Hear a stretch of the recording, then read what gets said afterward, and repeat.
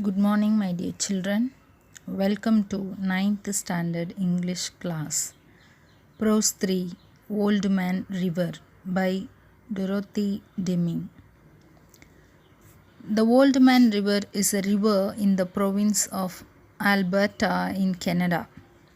First, let me tell you about the characters in this lesson. Characters in this lesson are Amy Marshall, 17 years old girl, Betty Marshall, her younger sister, Rose Field, 16 years old, the Marshall's neighbor, Sarah Field, 9 years old, Rose's sister, Jim Hall, 17 years old, another neighbor, Mr. Peters, member of the RC Disaster Committee. RC, it is Red Cross. Penny Mars, Red Cross nurse. This scene 1 taken place in the late afternoon in March. The place is the living room of the Marshall home. Let us see scene 1. This scene took place one late afternoon in March in the living room of the Marshall home. It was raining heavily and the children were left in the house without their parents. Amy, Betty and Rose were sitting around the living room table. Amy and Rose were knitting. Betty was looking at pictures in a magazine. It became dark early on those rainy days. Amy, Betty and Rose went near the window. They had never seen it rain so hard, and that was the third day of it. They heard the radio news that the river was above flood stage that morning. Amy said the water was above the white line on the bank at Thompson Bridge. It covered the south meadows and the highway there.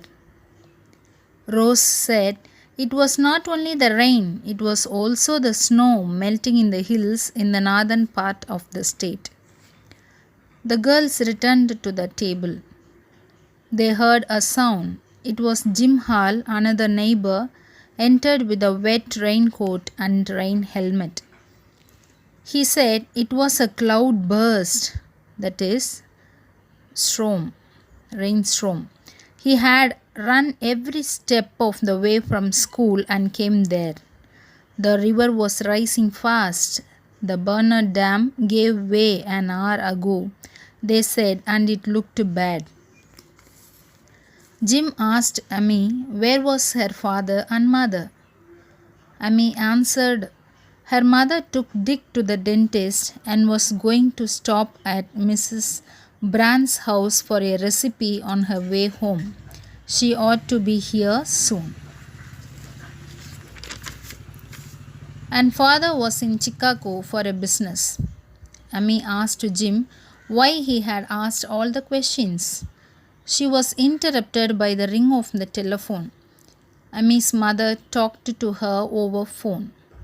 She said that due to heavy rain she could not return home and so informed Amy to ask Rose and Jim to stay there that night.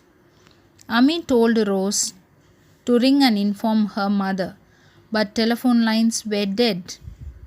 And Amy asked Jim also to stay there and help them.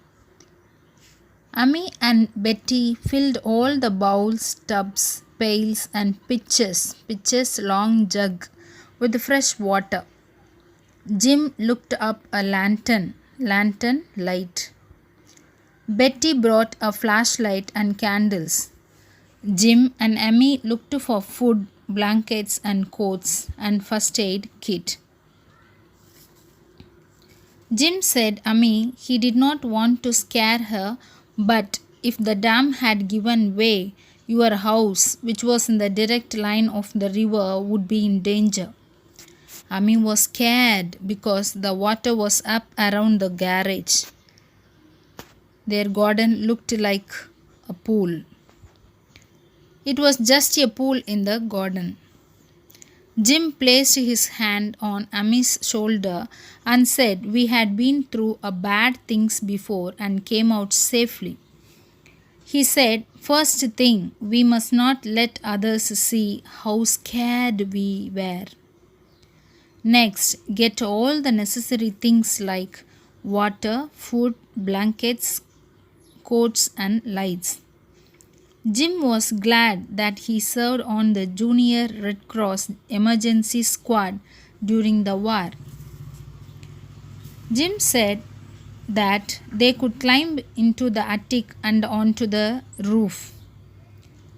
He would give signal for help from the roof. Roof, it is the top of the house. While they were talking with each other, they heard a child's voice from the playhouse. It was Sarah, Rose's sister. Jim saved her.